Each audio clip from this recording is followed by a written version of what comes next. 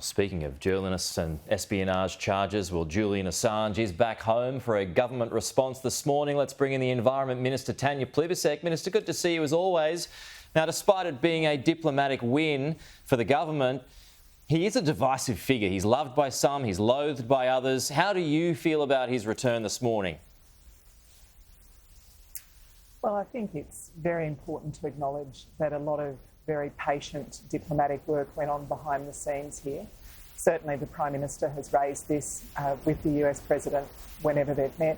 Our Foreign Minister, our Attorney General, our High Commissioner in London, Stephen Smith, our US Ambassador, Kevin Rudd, all of them have been working very hard behind the scenes with their counterparts to secure this agreement. And it really doesn't matter how people feel about Julian Assange. As you say, he's got some fans, he's got some detractors, but this has dragged on too long. And that's consistently been our message. It's dragged on too long. Yeah, but the fact remains his work put lives in danger. So how do you regard his work? Well, I don't think it really matters how I regard his work. What matters is that an Australian citizen was incarcerated overseas. He's been away from home for 14 years. That's plenty long enough for whatever he did. And I think it was very relevant that people who had been accused of similar or related offences had done their time and been released, and we were still looking at Julian Assange in Belmarsh prison. So I think it's a very good thing that he's home now.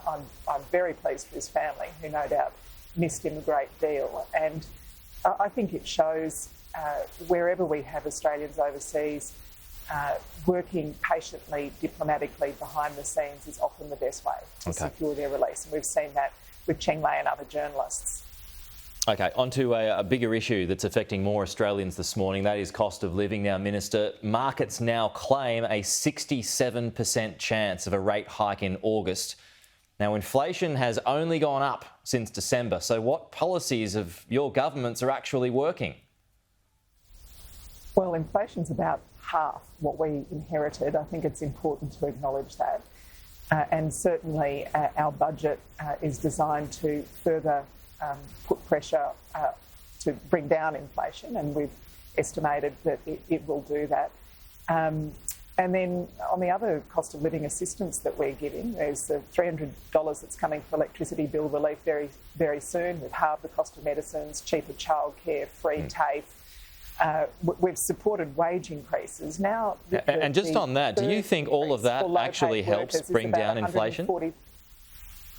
Well, it certainly helps low-paid workers. And the idea that the way that we solve the inflation problem is to make the lowest-paid workers in Australia even worse off is really not something any of us could come at. We know that they'll receive their third pay increase very shortly, in a week's time, and that brings total pay increase for low-paid workers since we came to office to about $143 a week. People will get their tax cuts very shortly as well. But I mean, that 1st of July, their taxes will go down. And that's an issue that's being brought up too. Sorry to interrupt, and just a little squeeze for time, but we've got tax cuts next week. You've got these energy handouts, $1,000 in Queensland, you've got others too. I mean, do you really think that's going to help bring down inflation? Well, I think people are struggling with the cost of living, and it's our responsibility to help. And we know that. But isn't that counterproductive? Does it become counterproductive? No, and the Reserve Bank has made it very clear that our budget puts downward pressure on inflation. It doesn't encourage inflation, because we've managed to have two surpluses in a row, and that's I think that's very significant. OK. Just a real quick one here. Do you think if there is a rate rise, is it more likely to bring on an early election? Oh, look, I'm not going to speculate about either a rate rise or an election date. They're both very hypothetical.